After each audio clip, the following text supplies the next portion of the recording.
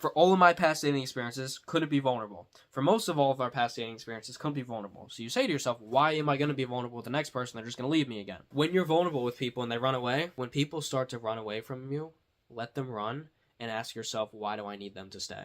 And then you realize, oh, well, I need them to stay because I'm incredibly afraid of being alone at night. Because I'm incredibly afraid that I'm going to be lonely for the next 5 years. I'm never going to find a wife, or I'm never going to find a husband, or I'm never going to be able to date effectively, or I'm never going to be able to have kids. Or it's like this goes deep and it's so big, and you think on the surface of, oh, I'm just a little bit lonely. It's like, no, you're afraid that you're going to be lonely for the rest of your life, and nobody's ever going to fucking love you. And then you realize, I don't love myself at all. And a part of the reason as to why I can't attract or date effectively is because I reject every part of myself and can never bring it up authentically to a partner. So every date that I go on and every sexual experience I have, people unconsciously see this in me and they reject it. And then you ask yourself, why is everyone rejecting me? And the answer is because I keep rejecting myself. And then what do you notice? A month and a half, 2 months prior to me meeting my partner and things going so smoothly and well with her is when I finally started and told myself, I am no longer going to reject any part of myself. When I have something on my mind, I'm going to express it. When I feel insecure, I'm going to express it. When I feel like there's an authentic thing I want to do, I'm going to express it. People pick up on that.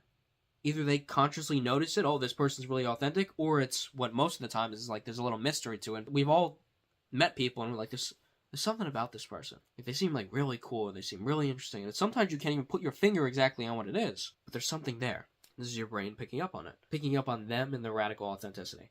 When you become that person, you start to attract so many beautiful people into your life. How do you find the woman or the guy of your dreams? It's what qualities do they have, and do I possess those currently? What type of lifestyle do they live?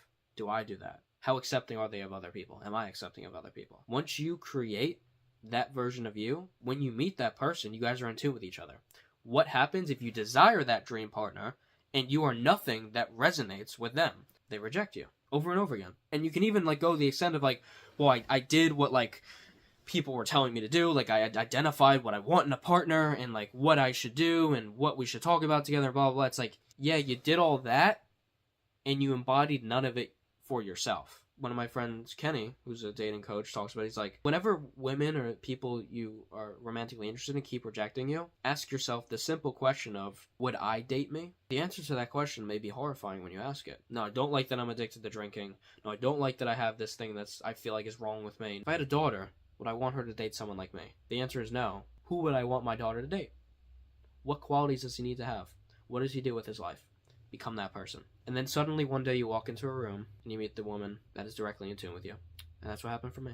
And it was completely unexpected. Well, I went to a fucking coffee shop with my friends and I'm like, oh, I'm gonna go here and then I'm gonna leave and go and work and do the rest of my normal day shit. They're like, oh, look what happened. Because I was finally open to receiving. That's something I'm still working through. Like, receiving compliments. Me and my girl are, like, integrating this together. Like, we'll give each other a compliment. I'm like, oh, it makes me feel so good when you say this to me. But, like, there's a part of me that rejects it. And it's like, oh, am I really that? Am I really perfect? Am I really that good? I say, okay, let's interact with that. What is there? And this is the beautiful thing, is, like, all your relationships are a mirror. Especially the romantic ones. Your partner mirrors who you are. They show you all the aspects of yourself that you've been rejecting. You have this idealized version of who your girl or your man is, and you're like, okay, well, a man can't do this or a woman can't do that. So when you see your woman or your man do that, you're like, okay, I'm rejecting this in them. If you find yourself constantly rejecting parts of your partner, you have to ask yourself, am I rejecting this part of them because I reject it in myself? Or is it like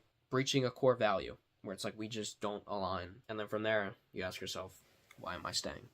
And it's funny how you get the world by doing everything that your brain thinks will give you the opposite. Precisely with, I feel like if I open up, like, I'm not going to get what I want. Like, I'm going to be rejected for it. People are going to misinterpret it. But it's like, once you meet somebody that can hold the space for you, it's like, oh, this is everything I ever wanted. But what happens if you don't ever open up and be vulnerable about it? The person who could have held the space for you walks out of your life. Because they are more integrated than us, and they understand the power of that. And when they constantly ask you to do it, they tell you their needs of like, hey, I need us to communicate here, and you can't constantly reject that part of yourself. Now you're self-sabotaging every relationship that you were in, and what a welcome story of my life for the past 5 years. That's what all my dating experiences were. It's a pattern that we're used to, and so we gotta ask ourselves, like, what do I need to do to break the pattern? How do I finally start to create the relationships that I do deserve? Because then you ask yourself a deeper question.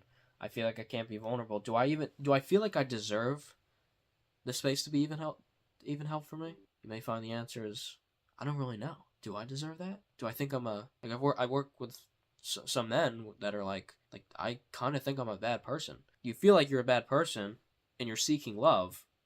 You reject yourself, and you can never find love, and you're like, well, why am I not finding love? It's because, well, nobody would love a bad person, right? It's not that you're a bad person, but you constantly bring that energy into every single conversation that you ever walk into, every single person that you interact with, and they pick up on this, and then it's like, oh, I don't want to be around that. As we start to create the versions of ourselves that are deeply fulfilling, we can then invite somebody else in romantic partnership to share that with us.